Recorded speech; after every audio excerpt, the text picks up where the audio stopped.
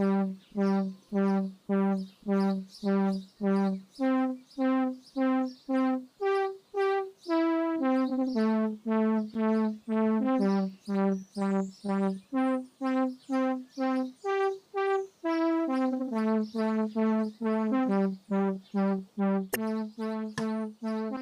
1984, dans la petite ville de La Traîne, 43 personnes sont mortes après avoir bu du lait.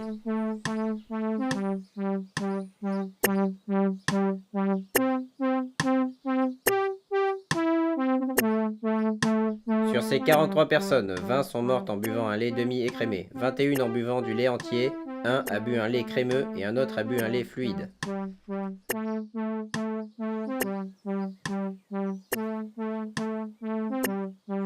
À leur mort, parmi toutes ces personnes, on compte 20 femmes et 23 hommes, dont 5 jeunes filles et 9 jeunes garçons. Seulement 3 étaient des nourrissons, 11 étaient des enfants de 8 à 12 ans, 14 étaient des jeunes adultes, 14 autres des adultes de moins de 66 ans. Enfin, les chiffres montrent qu'il y avait aussi un homme de 99 ans. Des 3 nourrissons, 2 sont morts intoxiqués en buvant le lait de leur mère, l'autre s'est étouffé après avoir reçu le lait de son père. 6 adultes ont bu un lait empoisonné. Parmi eux, 3 hommes et 2 femmes, ainsi que le père qui avait fait boire à son nourrisson son propre lait. Des 11 enfants morts, on compte 8 garçons et 3 filles. 5 garçons en CM2 ont décidé de mettre du whisky dans leur lait pendant toute une journée. 3 d'entre eux sont morts pendant la pause lecture du midi. Les 2 autres ont utilisé un couteau pour jouer à ballon aux prisonniers. À cette occasion, la maîtresse de l'école essayant d'intervenir pendant le ballon aux prisonniers est morte. Mais n'ayant bu aucune goutte de lait, elle n'entre pas dans nos statistiques.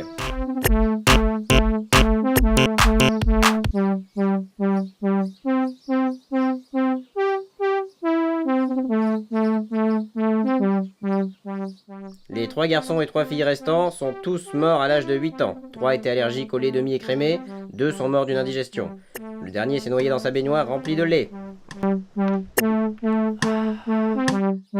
Pour le reste, on compte 11 arrêts cardiaques, 5 brûlures intestinales, 3 suicides, 1 patricide, 2 ont mis de l'acide dans leur lait.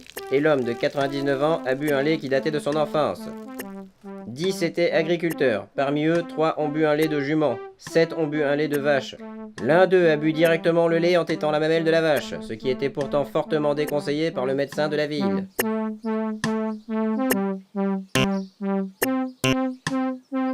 Sinon, nous avions 6 étudiants en botanique, 2 fils d'agriculteurs, le médecin de la ville, un végétarien, 5 étudiants en STAPS, un professeur de sport ainsi que 3 fabricants d'alcool. Parmi ces 29 adultes et jeunes adultes, il y avait 5 homosexuels, 20 hétérosexuels, 1 transsexuel et 1 zoophile.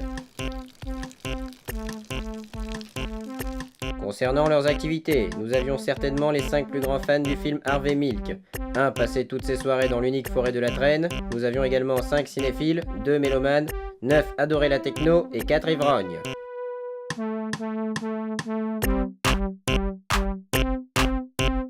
La plupart sont morts dans une matinée, car généralement l'humain consomme le lait le matin.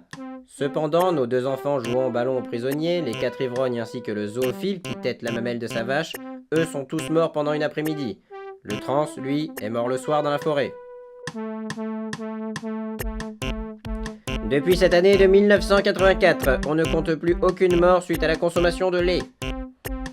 Mais plus récemment, le phénomène s'est répété, un bouliste est mort d'une overdose de lait. Pendant toute une journée, 3 joueurs de pétanque n'ont pas arrêté de boire du lait au boulodrome de la petite ville de La Traîne. Surtout José, il s'est bourré la gueule ce con et il en a subi les conséquences.